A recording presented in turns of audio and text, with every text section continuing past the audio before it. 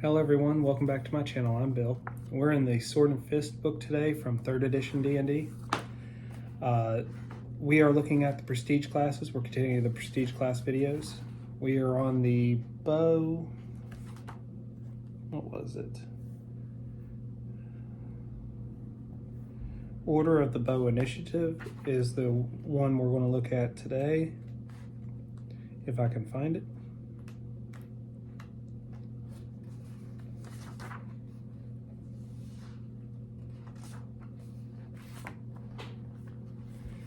We'll go over the requirements for the prestige class. We'll go over the hit points, the skills that you would get, any new weapon proficiencies, if any.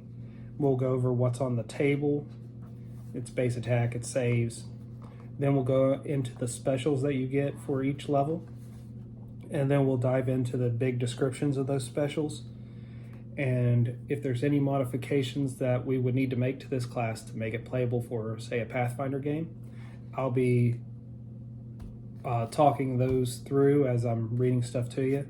Like if I need to modify requirements because the way skills were done in 3.0 D&D is different than how skills are done in Pathfinder, then I'll be tweaking that and adding that too. Or if the specials don't feel powerful enough to be competing with Pathfinder classes and prestige classes, then I'll be modifying that a little bit to make it more powerful. Well, without further ado, this is the Order of the Bow Initiative. The requirements: you have to have a base attack bonus of +5. You have to have knowledge religion of 2 ranks. You must be proficient in the longbow or short bow or composite longbow or composite short bow.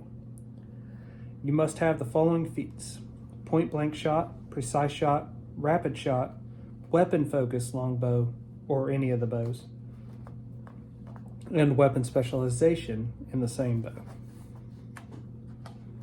So the requirements aren't crazy. I can see that working pretty fine. The feat names didn't change much, if at all. I don't believe they've changed at all from 3rd edition to Pathfinder. The hit dice for this class, as you gain levels in it, is a D10. The skill points is 2 plus your intelligence modifier, and the skills are knowledge religion, craft bow making, spot, swim, and ride. So spot becomes perception. That's the only one that changes. Weapon and armor proficiency, you don't gain any new weapon and armor proficiency. The class base attack bonus is the same as a fighter's. Every level you take in the Order of the Bow Initiate is the same as its level. So at 1 you gain a +1, same as a fighter. So 1 + 1 at 10th level it's a +10, and that would stack on top of your class before you entered this.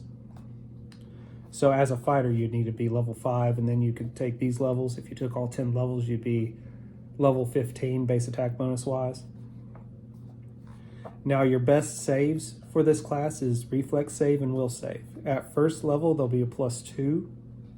By 10th level they'll be a +7, and those do stack with your pre-existing class saves.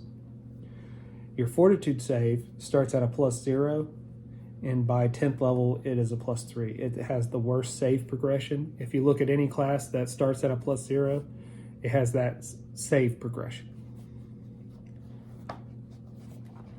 And its bonus, whatever it gives you out of this class, would stack with your pre-existing saves.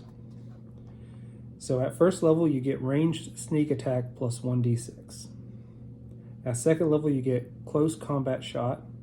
At 3rd level your ranged sneak attack goes up to 2d6. At 4th level you get superior weapon focus. At 5th level your ranged sneak attack goes up again. At 6th level you get a free attack and Zen archery. At 7th level you get superior weapon specialization. At 8th level you get ranged sneak attack 4d6. At 9th level you get banked shot. At 10th level you get ranged sneak attack 5d6. So, range sneak attack. Anytime the initiate's target would be denied its dexterity bonus to AC, the initiate's ranged sneak attack deals extra damage. The extra damage is 1d6 at first level and 1d6 every 2 levels thereafter. That's a normal rogue's progression of sneak attack. Ranged attacks only count as sneak attack if the target's within 30 feet. The initiate cannot strike with such deadly accuracy beyond that range. In every other way, treat this ability as a rogue sneak attack if the character has the sneak attack ability as a rogue. The bonuses stack. Close combat shot. At second level, the initiate can attack with a ranged weapon in a threatened area and not provoke an attack of opportunity. Superior weapon focus. Stacking with any existing weapon focus bonus. This adds an additional +1 to all attack rolls with the initiate's bow. Free attack. Once per round, whenever an ally within line of sight gains an attack of opportunity upon a foe, the initiate can make one ranged attack against that same foe at his highest attack bonus as a free action. Zen Archery. You gain this feat for free. If the character already has this feat, the wisdom modifier stacks the dexterity modifier for ranged attacks. See page 10. Zen Archery. Your intuition guides your hand when you use a ranged weapon. Base attack bonus +3, wisdom 13 or higher. The character can use their wisdom modifier instead of their dex modifier when making a ranged attack at a target within 30 feet. What'd this say again?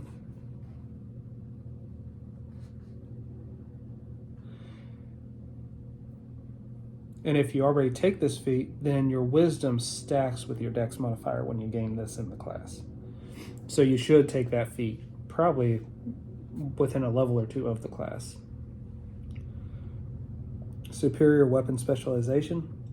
This stacks with any existing weapon specialization bonus and adds an additional +2 to all damage rolls made with a longbow or shortbow. Banked shot. This extraordinary ability allows the initiate to fire an arrow at a target within 20 feet of a wall, but not adjacent to the wall, and treat the target as if it was flat-footed for the purpose of AC and damage inflicted. This is a full round action since it's extremely difficult. So, overall, it sounds like a really good archery class. The only caveat I have is its ranged sneak attack. Like any ranged sneak attack for a rogue, you're limited to 30 feet. Now, if, say, by 3rd or 4th level, we'll say 4th level, you could get extended ranged sneak attack, and the range goes from 30 feet to 50 feet. And then by the time or you can add 5 feet to it per class level at the beginning. That would work too. You'd start at 35 feet, and second level would be 40 feet, third level would be 45 feet, fourth level would be 50 feet, by 6th level 60, by 8th level 80. Well, 8th level would be 70, and 10th level would be 80. And you could make a ranged sneak attack at that distance. That would make this class a little bit more powerful. And that's the only real tweak I got right offhand, because a lot of this is pretty good. Now, would I use this for an archer class? Probably, but there's other prestige classes as well that are just as good. So you gotta juggle where you want to go with this. And if you add that extra range for the ranged sneak attack based on the level of this class, you should get out a decent amount of extra damage in your archery, which will really help the party in a general sense. So I can see this being a very fun archery class to play. Let me know what your all's opinions are. Let me know if there's anything you all would change to this to add to a Pathfinder game. Until we all game again, guys.